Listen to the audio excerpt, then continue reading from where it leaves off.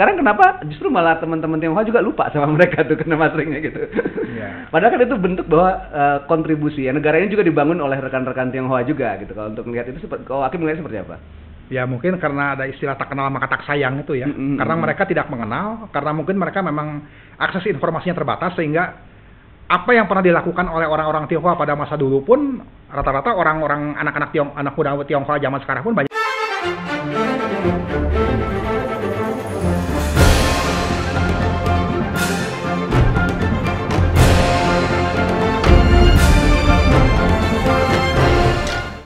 Bertemu lagi teman-teman vokal di channel kita yang seru ini, ngobrolin hal-hal yang asik dan inspiratif.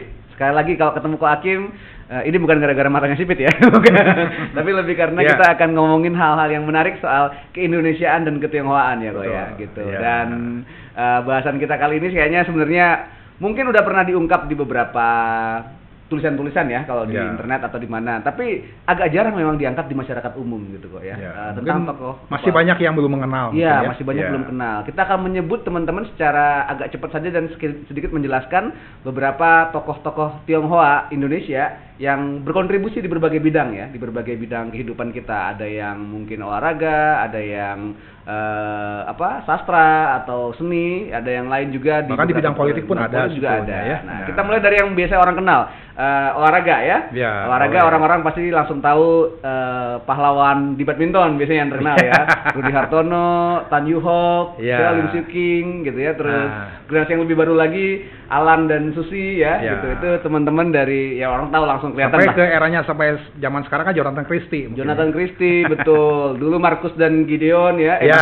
Marcus dan Kevin ya gitu. Itu juga beberapa gitu. Jadi bulu tangkis mah kayaknya udah pada dikenal ya. Badminton lover pasti suka lah sama beberapa tokoh-tokoh, bahkan punya favorit biasanya gitu ya. Ada yang suka sama Jonathan Christie sih panggilnya Pak? Jojo gitu ya. Jojo yang pernah buka baju terus gitu. Orang-orang pada. Itu kalau di badminton kayaknya udah pada tahu ya. Tapi katanya di sepak bola juga ada ya kok ya sebenarnya. Ada beberapa di antaranya ya. Nah, seperti pada era-era sekitar tahun 1950 sampai 1960-an gitu ya. Ada beberapa orang Tionghoa yang pernah memperkuat tim nasional Indonesia di bidang sepak bola ya. Yang mungkin banyak teman-teman yang pernah mendengar nama Tan Yong Ho. Tan Yong Ho betul. Nah, itu seorang Tionghoa asal Jakarta yang pernah memperkuat juga Persija. Macan Kemayoran tuh ya. Kemudian ada lagi nama Kwek Kiat Sek. Nah, itu belum tentu itu jarang dikenal juga ya. Itu juga pernah. Tapi dia sebentar sih, paling cuma beberapa kali pertandingan aja dia pernah sempat memperkuat tim nasional. Kemudian ada satu lagi nama Teo Him Chiang. Teo Him Chiang juga itu salah seorang pemain sepak bola yang dulu pernah memperkuat timnas Indonesia juga. Cuma memang karena sering cedera mungkin ya, jadi dia pun hanya sempat beberapa kali saja memperkuat tim nasional. Yang paling sering itu ya itu Tan Yong Ho itu.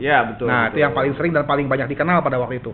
Bahkan kemudian sesudah dia pensiun, nah kemudian di era tahun 70-an ketika apalagi setelah mulai masuk era Galatama, Liga Sepak Bola Utama dulu ya. Ya, itu ada dua anak beliau pun jadi pemain sepak bola. Yaitu Budi Tanoto dan Wahyu Tanoto. Oh, betul. Ya, itu dua anak dari Tan Yong Ho. Itu meneruskan profesi dari bapaknya. Iya, karena mungkin namanya sudah diganti jadi orang nggak ngerasa ya, padahal gitu. Ya, itu. Pasti teman-teman yang ngefans di Galatama itu dulu era sebelum Liga Sepak Bola 1 ya. Belum itu liga semi profesionalnya selain dari perserikatan. Kalau perserikatan kan yang amatirnya ya. Kalau ini yang semi profesionalnya di Galatama itu, Liga Sepak Bola Utama itu. Ya, itu menarik teman-teman, ternyata di sepak bola juga ada. Bahkan dulu di timnas yang belum Indonesia ya, waktu Hindia Belanda dulu pernah masuk ke Piala Dunia, itu juga ada sebagian rekan-rekan Tionghoa di sana. Tahun 1938 sebetulnya Indonesia pernah masuk ke putaran final Piala Dunia di Prancis gitu ya. Cuma pada waktu itu karena belum merdeka, makanya namanya belum menyandang nama Indonesia, melainkan nama NIFU. Netherlands Indische Football Unie gitu. Nah, itu NIFU namanya itu. Itunya di Prancisnya jadi Hindia Timur atau Hindia Belanda ya waktu itu, pokoknya itulah gitu ya. Ada satu pemain etnis Tionghoa yang sempat berlaga di sana tahun 1998 namanya Ping Mo Heng namanya. Iya, betul. Karena memang di hampir semua klub waktu itu ya, zaman-zaman Belanda itu memang ada teman-teman Tionghoa yang memang terlibat ya di pembentukan. Jadi pada waktu itu kesebelasan boleh dikatakan kesebelasan multi etnis. Betul. Ada orang Jawa, ada orang dari Indonesia Timur, ada orang Tionghoa, dan ada beberapa pemain orang Indo Eropa juga, orang Belanda juga ada itu. Ya. Sayang memang babak pertama langsung ketemu Hungaria ya, tim favorit. Dan kalah 6-0 langsung masuk kotak. Tapi seenggaknya diakui oleh FIFA bahwa itu adalah tim Asia pertama yang masuk Piala Dunia itu. Nah, itu olahraga kok. Kalau yang lain nih misalnya kan orang udah tahu lah, olahraga kayaknya banyak juga ya gitu teman-teman Tionghoa. Terus kayak sastra kayaknya ya, kita juga punya beberapa ya. Ada beberapa di antaranya ya. Sebetulnya kalau dunia sastra Indonesia yang seperti kalau misalkan rekan-rekan pernah belajar di sekolah di SMP zaman dulu itu ya, itu dikatakan pelopor sastra Indonesia itu sebetulnya Abdul Muiz ya. Itu sekitar era tahun 1920-an, yaitu ketika beliau mengarang satu roman yang bernama Salah Asuhan. Nah, sebetulnya pada era 20 tahun sebelumnya, tepatnya bukan 40 tahun sebelumnya, sekitar tahun 1886. Itu ada seorang Tionghoa asal Bogor yang namanya Lee Kim Hock. Dia mengarang satu cerita roman Bunga Ros dari Cikembang judulnya itu. Jadi sebetulnya itu boleh dikatakan itulah roman berbahasa Melayu pasar, Melayu Tionghoa itu, yang masih ejaannya ejaan Van of Wisdom. Ya, betul. Ya, masih TJOE. Itu masih menggunakan ejaan seperti itu. Itu tahun 1886 Lee Kim Hock mengarang satu roman berjudul Bunga Ros dari Cikembang. Cuma memang dalam sejarah sastra Indonesia itu boleh dikatakan tidak diakui. Karena orang langsung mikirnya kan kalau sastra Indonesia mah Balai Pustaka gitu. Iya, dari era angkatan Balai Pustaka tahun 1920-an ya dianggaplah karangan dari Abdul Muiz itu ya dianggap sebagai roman pertama itu Salah Asuhan gitu ya. Padahal itu sebenarnya itu kayaknya strategi Belanda juga supaya bahasa Melayu pasar itu nggak terlalu populer. Ya betul. Diganti oleh Melayu tinggi itu. Itu karena teman-teman pasti harus ya. Balai Pustaka paling awal itu kebanyakan bukan orang dari Jawa penulisnya, dari Sumatera. Karena yang ngerti bahasa Melayu tinggi waktu itu ya kalau nggak orang Melayu, orang Sumatera ya pasti kebanyakan seperti itu. Tapi itu memang ada bagian dari strategi lah. Ini sastra, tapi bukan hanya di masa itu ya. Setelah itu juga pada masa sesudahnya itu pasti zaman era kita nih tahun 80-90-an mungkin kita mengenal ada beberapa pengarang novel seperti Mirawe itu juga dari etnis Tionghoa, Margate. Kemudian ada juga kalau rekan-rekan penggemar komik silat mungkin mengenal komik Kopingho itu cerpen. Cerpen maksudnya. Ya. Kalau komik bukan cerpen, sorry. Tersilat ya. Nah, kalau misalkan komik Si Buta dari Gua Hantu itu dikarang oleh seorang yang bernama Ganesh PH. PH-nya itu Tio Tiausan itu. Nah, nama kepanjangannya Ganesh Tio Tiausan namanya itu. Mungkin karena di masa itu mereka nyembunyiin nama ininya jadi inisial nama Tio Tiausan itu ditulis huruf depannya aja, dua huruf depannya TH-nya aja, Ganesh TH gitu. Betul. Ya? Jadi emang ya itu, tapi di masa-masa itu cukup banyak yang produktif di dunia sastra dan seni secara umum ya. Sutradara juga ada. Kalau misalkan kita bicara cerita silat ya udah jangan diomongin lagi tuh, banyak banget itu, Kopingho segala macam itu ya. Dan itu jadi kesukaan anak-anak waktu itu ya, cerita-cerita yang begitu ya. Jadi cerita-cerita yang kadang-kadang ada pesan moralnya gitu ya. Jadi pokoknya ada pesan terselubungnya dari kisah tersebut gitu ya.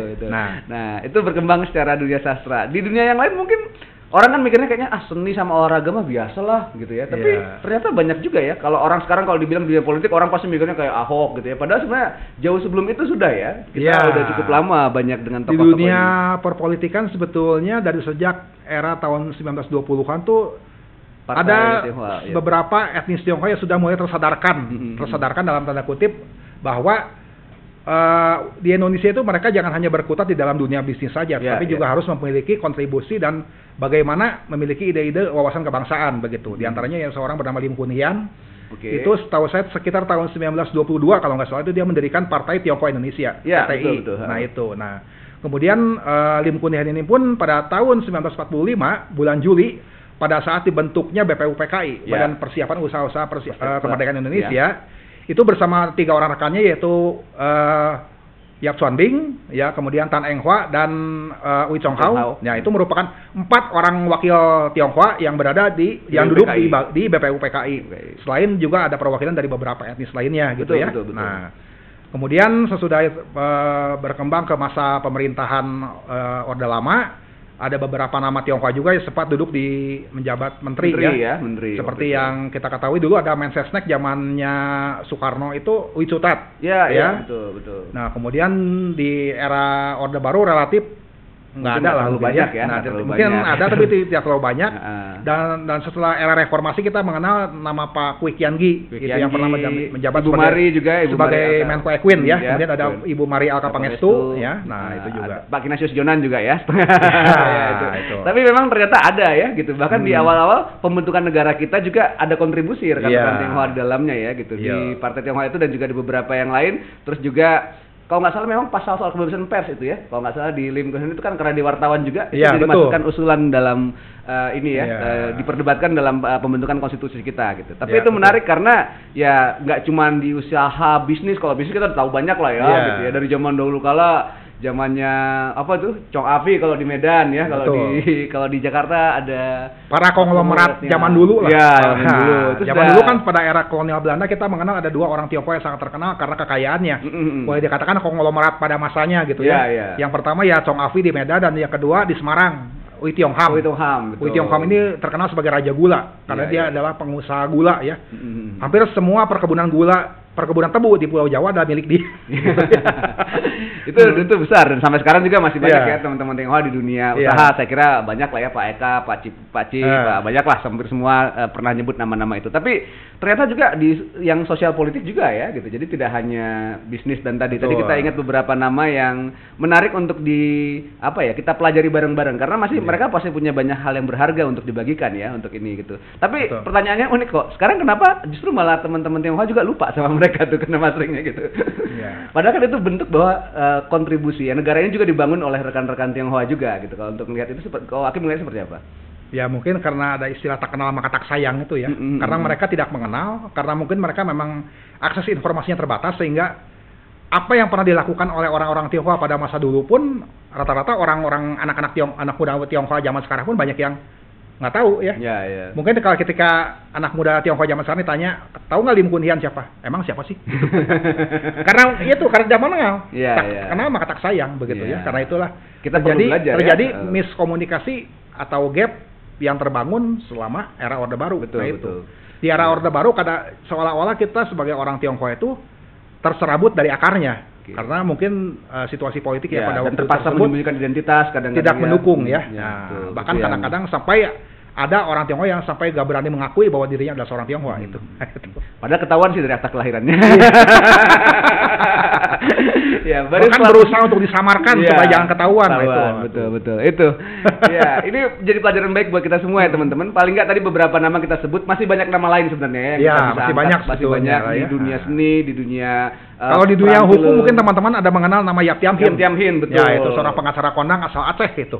Dan memberi, jadi sampai sekarang jadi penghargaan ya untuk menghargai isu HAM itu Yap Tiam Hin Award itu selalu dikasih buat orang-orang gitu. Jadi teman-teman banyak kontribusi yang bisa kita pelajari ya dari rekan-rekan yang selama ini berkontribusi. Bahkan kalau saya ingat saya itu Yap Tiam ini salah seorang pendiri GKI juga kalau salah ya. Dia pengerja di GKI sih memang. GKI ya. Pendirinya kalau LBH itu pasti LBH Lembaga Bantuan Hukum itu salah satu Yap Tiam Hin. Yap Tiam Hin betul. Akan membela siapapun dengan keterbatasan apapun dia akan tetap dibela gitu. Jadi sepanjang dia manusia gitu. itu hal yang luar biasa sampai sekarang pasti teman-teman di dunia hukum sangat menaruh respect pada nama itu. Tapi itu tadi ya, kita perlu belajar lebih banyak kontribusi mereka dan kita tuliskan ulang gitu ya dan kita ceritakan ulang. Ini sekedar stimulus aja buat teman-teman supaya cari nanti siapa lagi masih banyak tokoh-tokoh yang lain dan sampai sekarang pun tetap bertambah ya. Ada tokoh-tokoh terus yang akan jadi di bidang berbagai bidang ya, di dunia hiburan, di dunia yang lain teman-teman akan terus menemukan dan itu bukan berarti sekedar menonjolkan teman-teman ini, tapi untuk menunjukkan bahwa ini bagian dari bangsa kita dan kita berkontribusi di dalamnya ya kok ya. Jadi